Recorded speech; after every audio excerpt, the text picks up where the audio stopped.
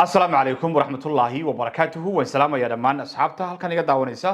meel walba joogtaan isla walba muuqaalkayagu marka idin soo gaariyaba wali waxaynu dhexda kaga jirnaa soo tabinta colaadda weyn ee markaasi ka qarxday bariga dhexe sidaa daraadeed waxaynu muuqaalkan aynu bal ku eegi doonaa Iran oo markiiba jawaab celin culus samaysay isla markaasna weerar ku qaaday saldhigyadii ay dawladda Mareykanku ku lahaayeen bariga dhexe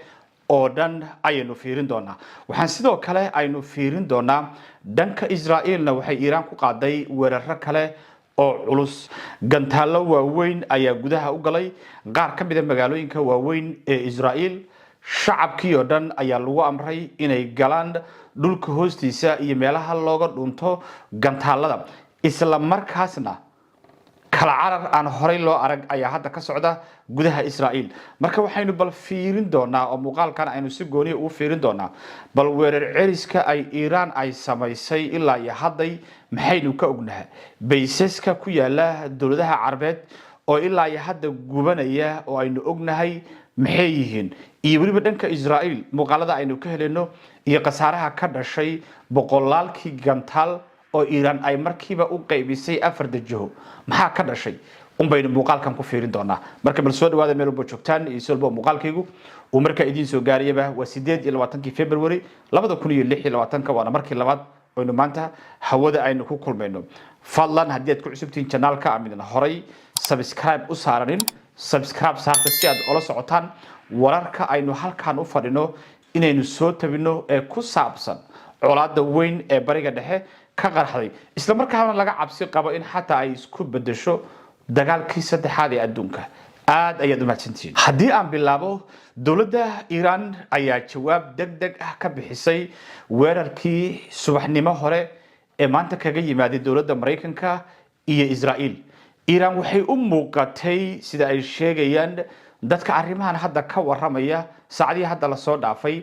inay Iran u diyaarsanayd inay jawaab degdeg ah ay bixiso horay ay Iran dhowr jeer oo kala duwan u sheegtay in haddii la soo weeraro ay markiiba ay ka bixin doonto jawaab degdeg ah sidii ay noqota saacad gudaheeda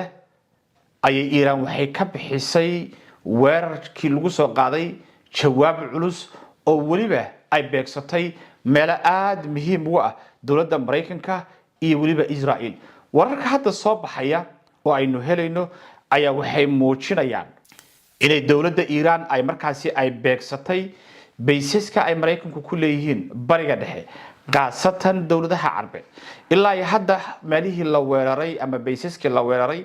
ayaa waxa ka mid ah bayska ay Mareykanku ku leeyihiin dawladda Imaaraadka bayska ay Mareykanku ku leeyihiin Bahrain bayska ay Mareykanku ku leeyihiin Qatar bayska ay Mareykanku ku leeyihiin Kuwait iyo waliba bayska ay Mareykanku ku leeyihiin dalka Sacuudiga intaasba waxa hadda la xaqiijiyay in ay Iran weerartay isla markaasna ay u qaybisay gantaalada noocooda waliba awoodda badan taa macnaheedu marka waxay tahay in colaadanu ay markiiba noqotay mid ku baahday gobolka oo dhan isla markaasna aysan jirinin cid maanta la oran karayo waa safe markii la fiiriyo weerarada ay qaaday dawladda Iran halkan aad arkaysaan ee holcaysa waa saldhigii ay Mareykanku ku lahaayeen dalka Bahrain waa mid ka mid ah meelaha qasaaraha ugu tirada badan ilaa iyo hadda laga soo warinayo waana meesha ugu tirada badan baa la yiri oo hadda uu qasaaruhu uu markaas u soo gaaray markii aynu fiirino wararka hadda soo baxaya ilaa iyo 5 meelood ayaa la xaqiijiyay in gantaaladii lagu riday ay markaasi qasaare ay geysteen kow waa saldhiga hadda idin sheegayay ee Bahrain labo waa saldhiga ay Imaaraadku ku leeyihiin Mareykanka oo magaciisa la yiraahdo Al Dafra waana air base weeye waa saldhig ciidanka cirka ah oo markaasi ay Mareykanku ku leeyihiin Imaaraadka oo Al Dafra la yiraahdo weeye asaguna waxa la sheegayaa inuu ka mid yahay meelaha ay qasaaraha culus ay markaasi gaarsiiyeen gantaaladii ay soo rideen dawladda Iran meesha saddexaad waa dalka Kuwait la yiraahdo oo asagu saldhig ciidan ay ku leeyihiin dawladda Mareykanka halka afraadna waa Israa'iil oo ayaduna dhowr meelood oo kala duwan ay holcayso meelaha hadda qasaaraha weyn uu ka dhashay oo gudaha Israa'iil ah ayaa waxa kamid ah magaalada Haifa la yiraahdo oo ayadu dhowr meelood oo kala duwan ay markaasi ay holcayaan sida aynu ka arkeyno muuqaalada ay faafinayaan warbaahimaha waaweyn waxa marka aad isaga soo daba dhacaya xogaha iyo qasaaraha ay geysanayaan gantaaladii ay Iran markiiba kaga jawaabeen wararkii saaka xilli hore kaga yimaaday dawladda Mareykanka gobolka bariga dhexe ayaa markiiba wuxuu galay asagoo dhan colaad dawladihii Carbeed iyo kuwii kalena waxay markiiba ay wada bilaabeen inay markaasi hawada ay xirtaan Sacuudiga baa hawada xirtay Imaaraad baa xirtay Qatar Sacuudiga kan wixii oo dhan hawadii way xirteen marka diyaaradihii oo dhan way ka kala wareegayaan bariga dhaxana waaba halka ugu tirada badan oo diyaaradaha caalamku ay markaasi isaga gooshaan oo markaasi ay maraan sababaha ugu tirada badan oo ay dadku muddooyinkii hadda la soo dhaafay colaadan uga digayeen ayaa waxay ahayd in colaadan aysan noqonin mid faafta oo gobolka oo dhan markaasi qaribta mar walba oo colaadan ay faafto waxa laga cabsi qabaa in dagaalku xataa uu isku bedeli karayo dagaalka saddexaad ee adduunka oo ay dawlado waaweyn markaasi ay ka soo qayb galaan hadda marka waxa muuqata in colaadii bariga dhexe ee Mareykanka iyo Israa'iil ay hogaaminayeen oo Iran ay ku qaadeen inay Iran markaani ay faafisay oo meel walba oo Mareykanku xarun uu ku leeyahay ay markaasi ay weerarayso ilaa iyo hadda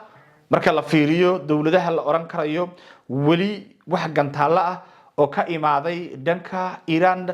dhinacooda looma tuurinin ama ma aysan ku dhicinin waxa ka jira dalka Masar la yiraahdo laakiin inta kale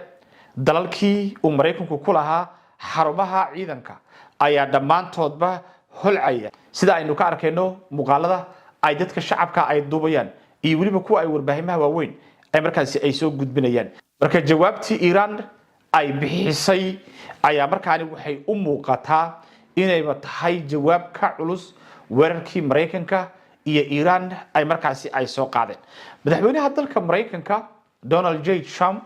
ayaa khudbadii u jeediyay kadib markii ciidamada Mareykanku ay weerar ku qaadeen dalkaasi Iran ayaa waxa ku jirtay inuu yiri colaadan waxay noqon doontaa colaad dheeraata isla markaana waxay noqon doontaa colaad markaasi lagu soo afjaro awoodda iyo gantaalada iyo samaysashada nuclearka ee dalkaasi Iran marka su'aasha la isweydiinaya ayaa waxay tahay maxay saacadaha soo socda sameyn doonaan Mareykanka Israa'iil weerar noocee ah ay qaadi doonaan dhanka Iran ma intaasay ku joojin doontaa mise waxay sii wadi doontaa gantaalada ay qaybinayso oo afarta dhinac ay markaas u qaybinayso marka laga hadlayo baysaska ay Mareykanku ku leeyihiin bariga dhexe iyo Israa'iil halkan laga aadi doonaa waa su'aasha hadda ugu badan oo markaas la isweydiinayo duqeymahan cirka ah ee markaas la isku turtuurayo maxay ka bedeli doonaan Iran iyo sidee Iran ay uga dhigi karayaan maxaa la yiraahdaa sida ay Mareykanka iyo Israa'iil ay doonayaan ayadana waa waxyaalaha sidoo kale isha lagu hayo oo la isweydiinayo marka bal muuqaalkan intaan ku joojinaynaa wixii dambe oo arrimahan ka soo baxa oo ayaguna u baahan in la fiiriyo si gooni ah ayaynu u fiirin doonaa intaasaan muuqaalka ku soo koobaynaa arrimaha ku soo kordha colaadan ka qaraxday bariga dhexe ayaynu muuqaalada soo socda ayaynu ku fiirin doonaa fadlan channel subscribe gareeya videoga like saara aad baan idin salaamaya assalamu alaykum warahmatullahi ta'ala wa barakatuh